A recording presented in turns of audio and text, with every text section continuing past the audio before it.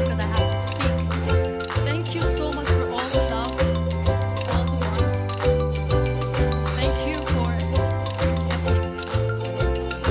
Thank you very much.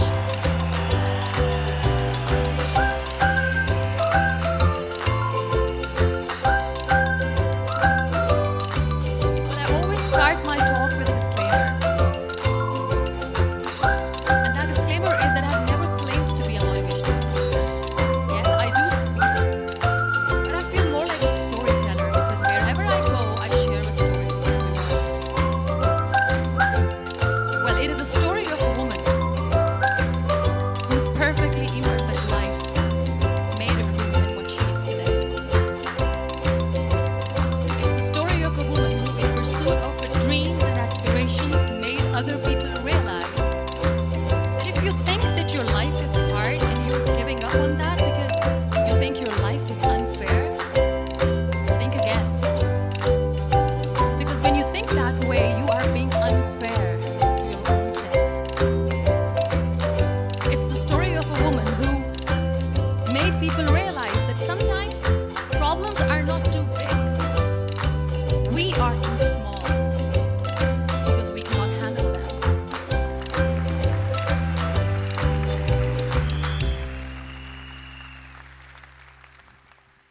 It is the story of a woman who with time realized the real happiness doesn't lie in success, money, fame.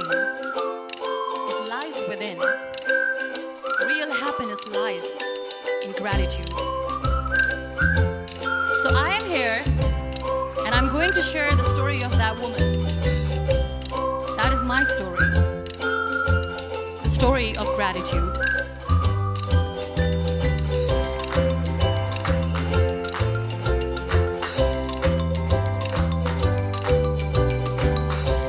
I love you too. I love you all.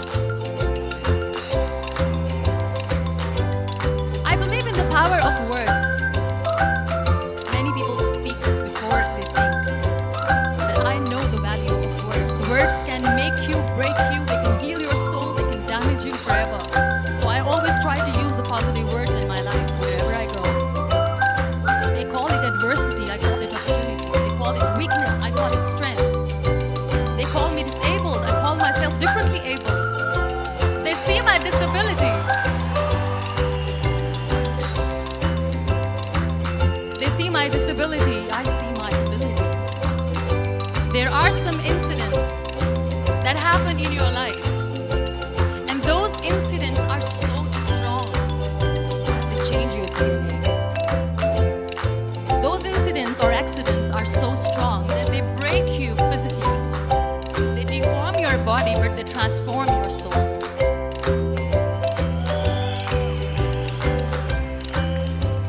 Those incidents break you, deform you, but they mold you into the best version of you. And the same thing happened to me. And I'm going to share what exactly happened to me. I was 18 years old when I got married. And this thing I'm sharing for the very first time on an international level. I was 18 years old when I got married. I belonged to a very conservative family, a Baloch family, where good daughters never say no to their parents. My father wanted me to get married. And all I said was, if that makes you happy, I'll say yes. And of course, it was never a happy marriage. Just about after 2 years of getting married, about 9 years ago, I met a car accident. Somehow my husband fell asleep. The car fell in the ditch. He managed to jump out, saved himself. I'm happy for him. But I stayed inside the car and I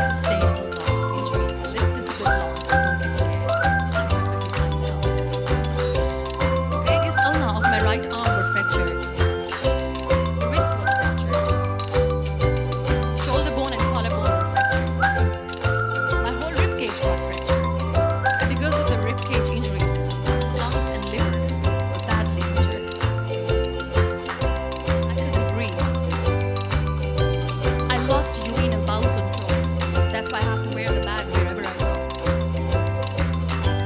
But that injury that changed me and my life completely as a person and my perception towards living my life was the spine injury.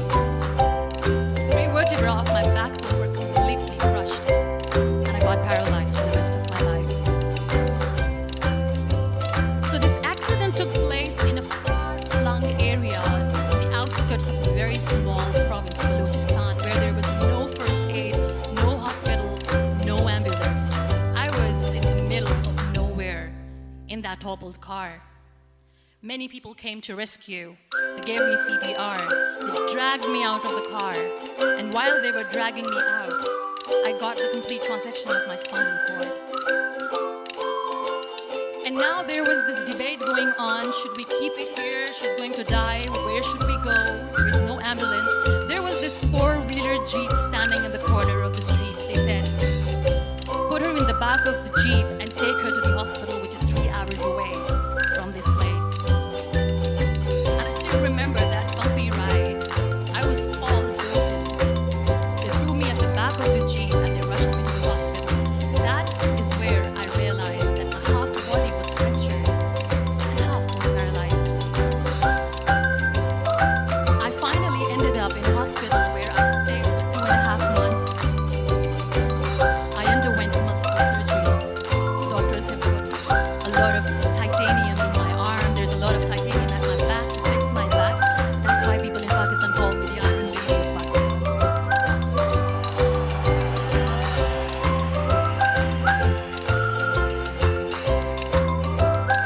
Sometimes I wonder how easy it is for me to describe all this all over again. Somebody has rightly said that when you share your story and it doesn't make you cry, that means you have lived.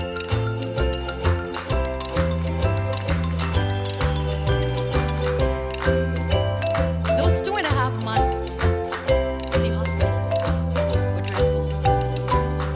I will not make up stories just to inspire you. I was at the verge of despair. One day, doctor came to me and he said, well, I heard that you wanted to be an artist, but you ended up being a housewife. I have bad news for you.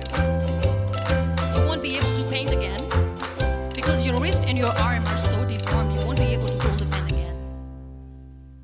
And I stayed quiet. Next day, doctor came to me and said, your spine injury is so bad, you won't be able to walk again. I took a deep breath and I said, it's all right. The very next day, doctor came to me and said, because of your spine injury and the fixation that you have in your back, you won't be able to give birth to a child again. That day, I was devastated. I still remember, I asked my mother, why me? And that is where I started to question my existence. Why am I even alive? What's the point of living? I cannot walk, I cannot paint, fine, be a mother. And we have this thing in our heads being women that we are incomplete without having children. I am going to be an incomplete woman for the rest of my life. What's the point? People are scared. They think I will get divorced. What is going to happen to me? Why me? Why am I alive? We all try to chase the sun. We all do this because we see light in the end of the tunnel, which keeps us awake. My dear friends, in my situation, there was a tunnel that I had to roll on. There was no light. And that is where I realized that words have the power to heal us all. My mother said to me, this too shall pass. God has a greater plan for you. I don't know what it is, but He surely has.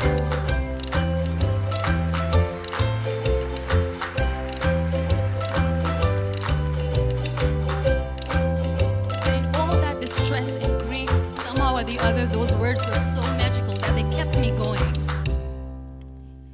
I was trying to put that smile on my face all the time, was hiding.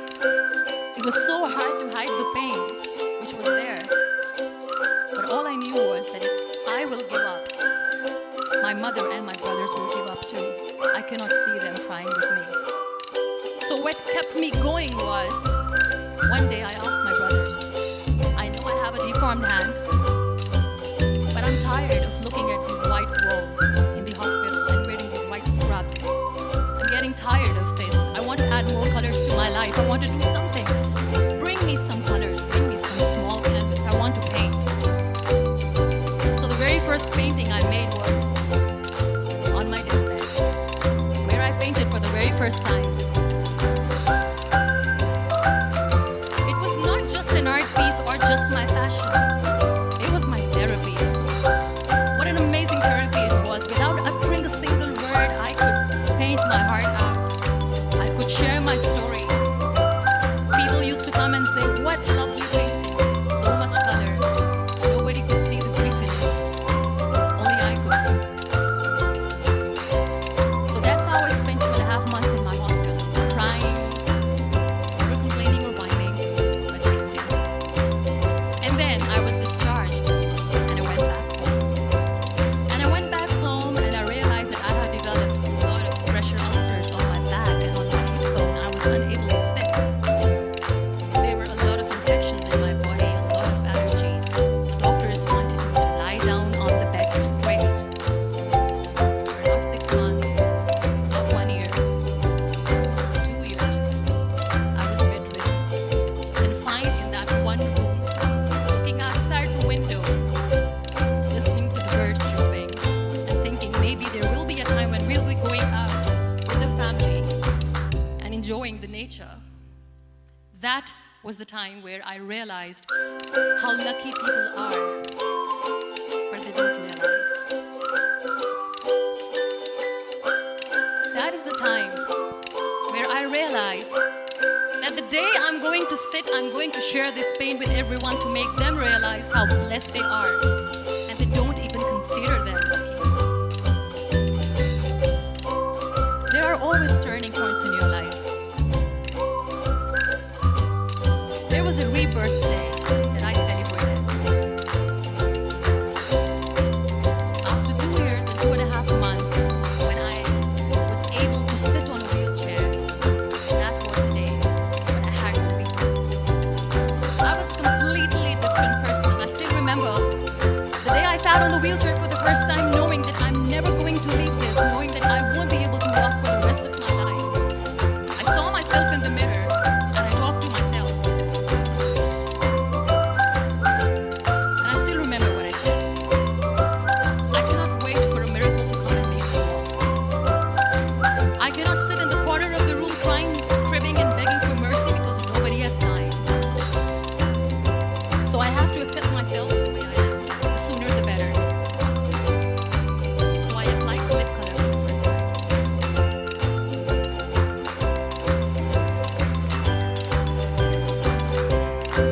And I erased it. And I cried. And I said, what am I doing? A person on a wheelchair should not do this. What will people say? Clean it up. Put it again. This time I put it for myself. Because I wanted to feel perfect from within.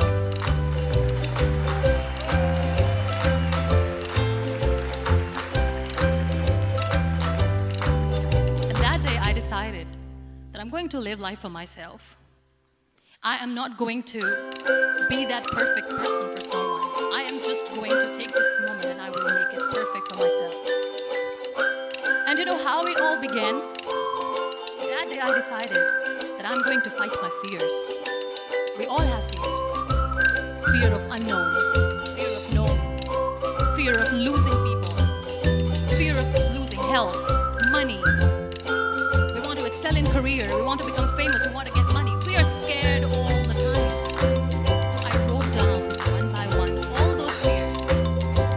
And I decided that I'm going to overcome these fears one at a time. Do you know what was my biggest fear? Divorce. I couldn't stand this word.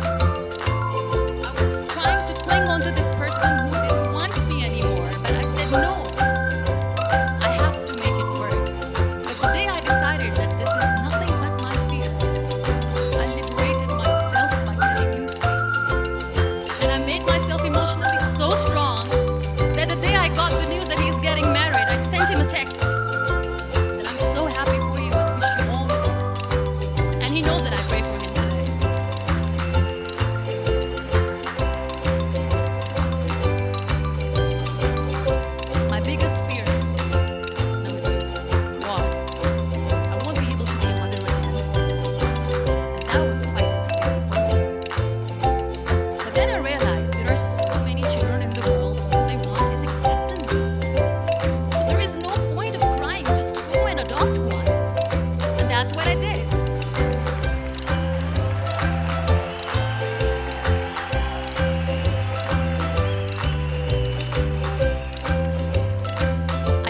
name in different organizations, different orphanages.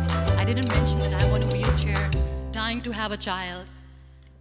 So I just told them that this is Muniba Mazari and she wants to adopt a boy or girl whatsoever, but I want to adopt a kid. And I waited patiently. 2 years later, I got this call from a very small city in Pakistan. I got a call and they said, "Are you Muniba Mazari? There is a blue baby boy and would you like to adopt?" And when I say yes, I could literally feel the labor pain. Yes, yes, I am going to adopt him. I am coming to take him home.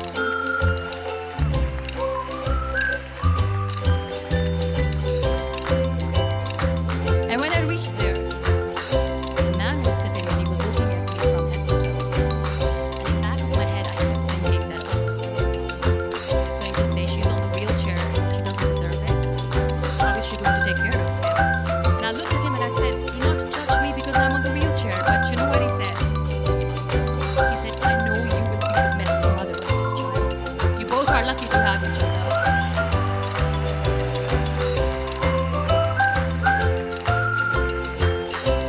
And that day, I was 2 years old, 2 days old, and today he's 6.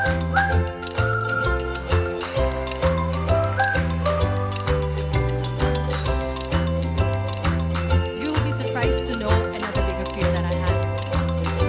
It was facing people. I used to hide myself. When I was on bed for 2 years, I used to keep the door closed. I used to pretend that I'm not going to meet anyone, tell them that I'm sleeping. You know why? Because I couldn't stand that sympathy that they had for me. They used to treat me like a patient. When I used to smile, they used to look at me and say that, "You're suffering, are you okay?" I was tired of this question being asked, "Are you sick?" Well, a lady yesterday at the airport asked me, "Are you sick?" And I said, "Well, besides spinal cord injury, I'm fine, I guess."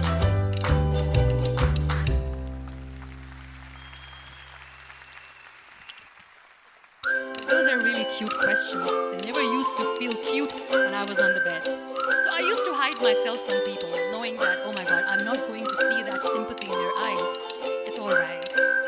And today I'm here speaking to all these amazing people because I have overcome the fear.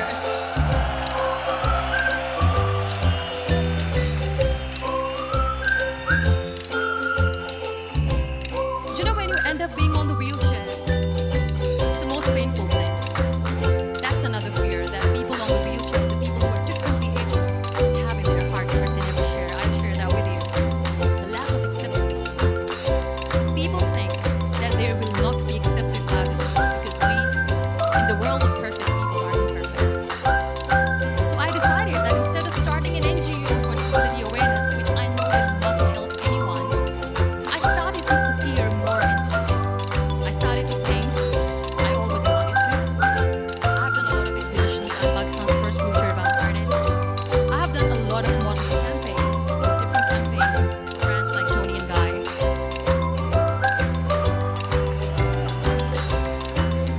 I have done some really funny, breaking the barriers kind of modeling. There was this one by the name Clown Town where I became a clown because I know that clowns have hearts too. Then I also decided that if I really want to make a difference, I am not going to let people use me for their polio campaigns where they will make you a victim under an emblem of misery and mercy and will say that, you know what, give polio drops to your children or they'll become like this girl. I decided that I'm going to join the national TV of Pakistan as an young person, and I've been doing a lot of shows for last 2 years.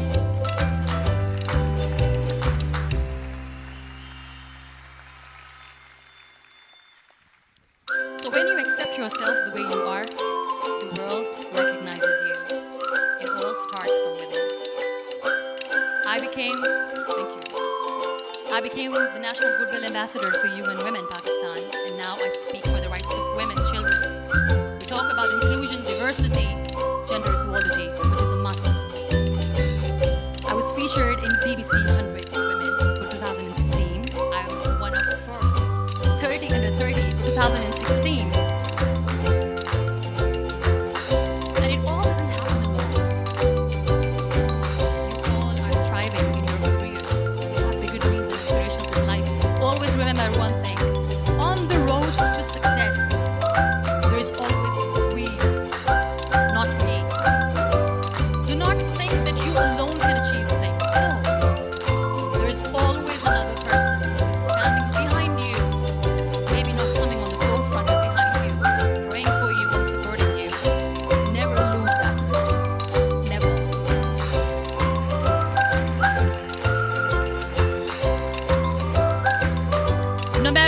much I say that I couldn't find a hero, so I became one. I still want to recognize those three people in my life who literally changed my life completely, and I get inspiration from them every single day. Waleed Khan. Many people know about the terrorist attacks in Pakistan. We have lost many people. And I'm sharing this with a very heavy heart because we actually have lost a lot of people in this huge turmoil of terrorism. These people are barbarians. They do not see people. They're even worse than animals. They have killed people in mosques. They have killed people in churches, temples, even in schools. There was this terrorist attack in Army Public School, Peshawar, where these terrorists entered in an examination hall and they killed our children.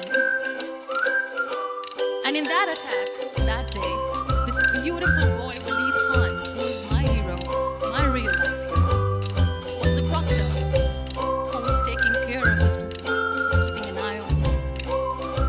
Those barbarians shot him 3 times in the face, 5 times on his body, and he fell down. I was asked to give a talk in the school after a week of that terrorist attack. With a very heavy heart, I went there and I spoke. We sang a few national songs. I thought that maybe I'd done my part, but even if I was killing me. I could see children injured. I could see children sitting on the wheelchairs looking at me wondering, what next? What was our fault just because we were here to give examination there eventually? So many people, so many children lost their friends. Their classrooms were empty. The next day they went to the classroom. So this kid Waleed Khan, I was asked that he is in a hospital right now and you have to go and see him and motivate him and tell him that it's going to be okay. And when I saw Waleed Khan coming on a wheelchair for the first time in front of me, his face was all deformed. His leg was fractured, his arm was fractured. He couldn't talk, he lost his teeth. He cannot sneeze, he cannot smell. He cannot eat.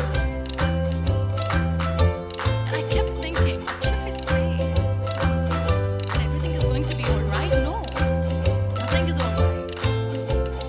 And while I was juggling with the words, what to say, what not to say, this beautiful child, Waleed Khan, came to me and he said, "Are you Muniba Mazari?" I said, "Yes." He said, "Baji, let's take a selfie."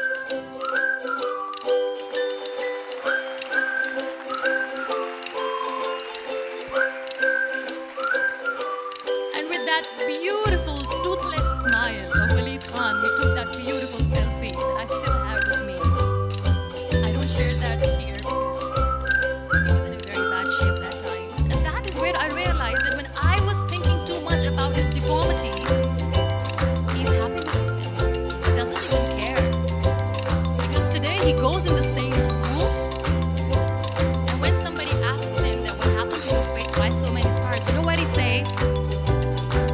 "These scars are my medals and I wear them with pride."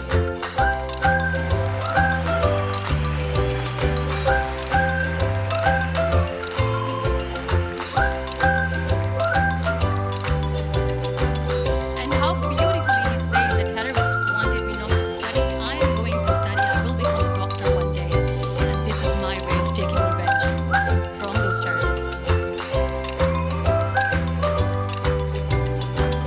Another real life hero, of course, my son. His name is Nile, N-I-L-E. I learned so much from this kid. The first and foremost thing is patience. How to be patient when you know that your mother cannot walk, when you know that your mother is different from the other one, when you know that your mother cannot go out and play with you. How to stay calm. He loves football. And when we got the very first football, he was 4 years old. He was super excited. I still remember he came in the room and he said, "Mom, let's play football." He kept the ball in my feet. And he said, "Let's kick it." And that day I felt disabled. down with the same face, looked at me and he said, well, that's all right. Your legs are not working, but your hands do. Let's play catch the ball.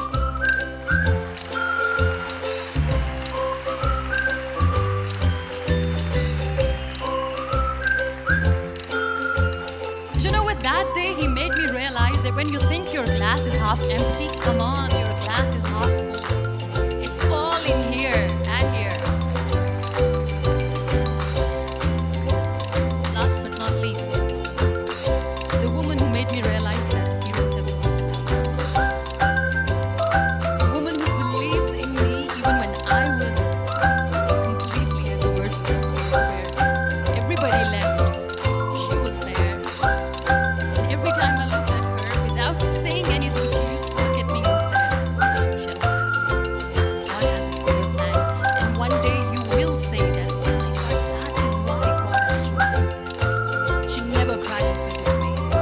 She's always said that there will be haters, there will be naysayers, there will be disbelievers, and then there will be you proving them wrong. My mother.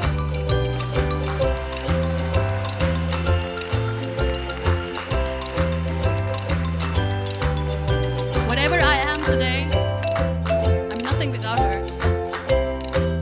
I'm nothing without her. Thank you, Mama. I wish you were here. Thank you for making me who I am today.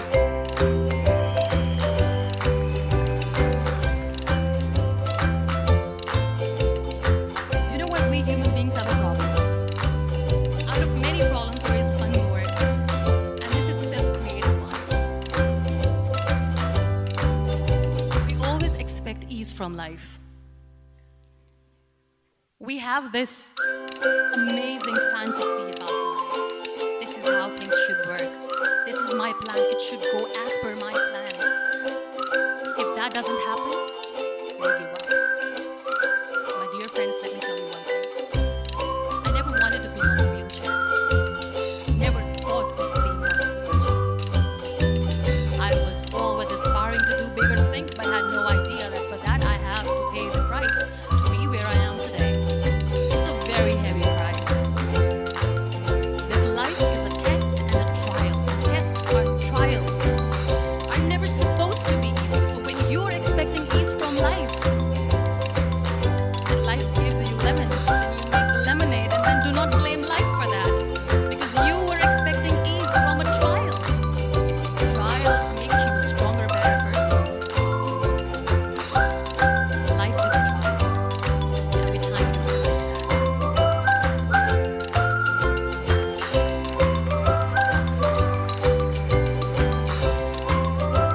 It is okay to be scared.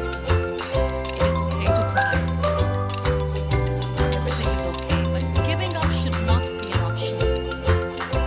They always say that failure is not an option. Failure should be an option, because when you fail, you get up, and then you fail, and then you get up, and that keeps you going. That's how humans are strong.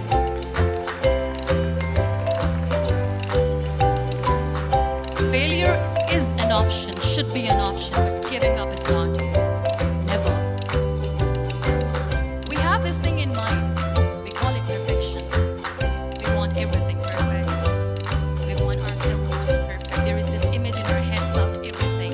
Perfect life, perfect relationships, perfect career, perfect amount of money that we need to earn no matter what. Nothing is perfect in this world. We all are perfectly imperfect, and that is perfectly all right. That's all right. We were sent here not to become the perfect people. Those people who tell you how to look perfect, even those people are imperfect. Trying to fight this fear of looking imperfect. I used to be perfect. I still remember. I got this compliment years ago when I used to walk. Oh my God, look at you. You're fair. You're tall. You're perfect. Look at me now.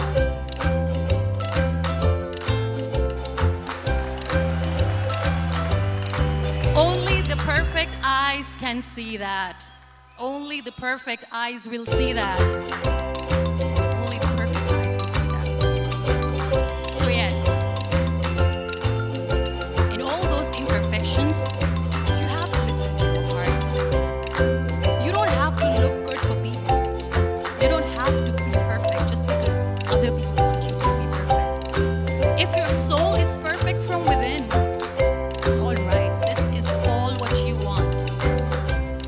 all what you need to be. Our society has made very weird kind of norms to look perfect and great. For men, it's different. For women, it's different. We think too much about what people say. We listen to ourselves too little. You know what makes you perfect? When you make someone smile. You know what makes you perfect? When you try to do something good for the people around you. You know what makes you perfect? When you feel someone's pain. And how beautiful pain is that it connects you with people. No other medium can connect you with others but pain. That's why I always say that I'm in pain, and that's a blessing in disguise for me. Today, just because I'm in pain and I'm on the wheelchair, I work for children. Being the head of CSR for a company, we conduct medical camps in far-flung areas of Pakistan where so many kids die because they don't have medical facilities. And I personally believe just because they cannot afford to live doesn't mean we'll let them die. So we give them money, we give them medical treatment, we try to heal their wounds, physical and emotional. And I also work for the beautiful people, we call them third gender, the transgender community of Pakistan. You know what connects me with them? All my imperfections. When I go and I hug them, they never judge me. And this very good friend of mine, her name is Bijli. Bijli is electricity. She calls herself electricity. And I said, are you electricity? She says, no, I'm lightning. I'm as strong as lightning. Because we have very bad power outage, so she doesn't want me to call her electricity. So she says, I am very strong. I'm thunder, I'm lightning. She came to me, and the first time I hugged her, she said, you are just like me. And I said, yes, I am like you. Because to people, we are so imperfect. So how beautiful these imperfections are, that because of these imperfections, you can connect with people. And why are we all running after being perfect? What's the point?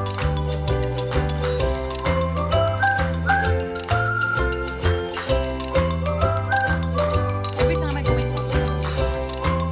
I'm always a big duty smile on my face, and people ask me, don't you get tired of smiling all the time? What's the secret? I always say one thing. I have stopped worrying about the things that I've lost. Things and people who were meant to be with me. And sometimes, somebody's absence make you a better person. Cherish their absence. It's always a blessing in disguise. I always say that people are so lucky they don't even realize. You must be thinking, okay, you're lucky in what sense? Well, the breath that you just took was a blessing. Embrace it.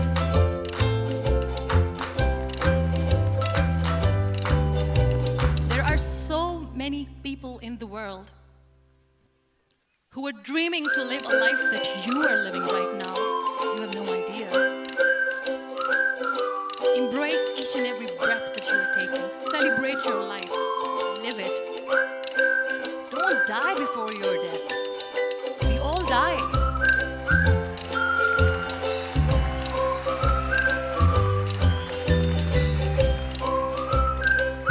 We live this one routine of a day for 75 years, and we call it life. No, that's not life. If you're still thinking why you have been sent here, if you're still judging with the concept why you were here,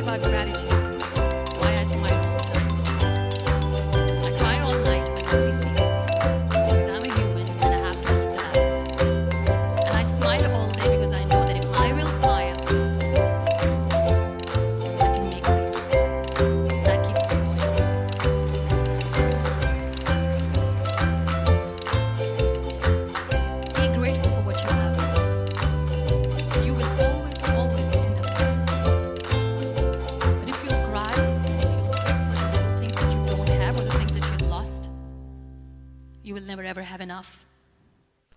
Sometimes we are too busy thinking about the things that we don't have that we forget to cherish the blessings that we have.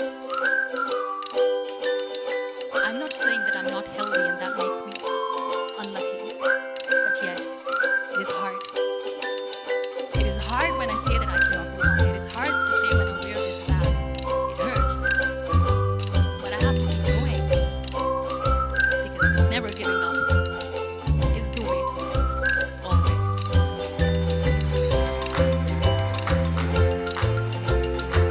So I end my talk in a very short way. Live your life fully.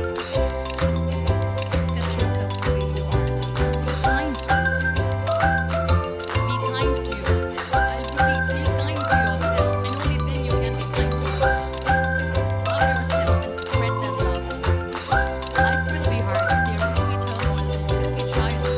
That will only make you stronger. Never give up.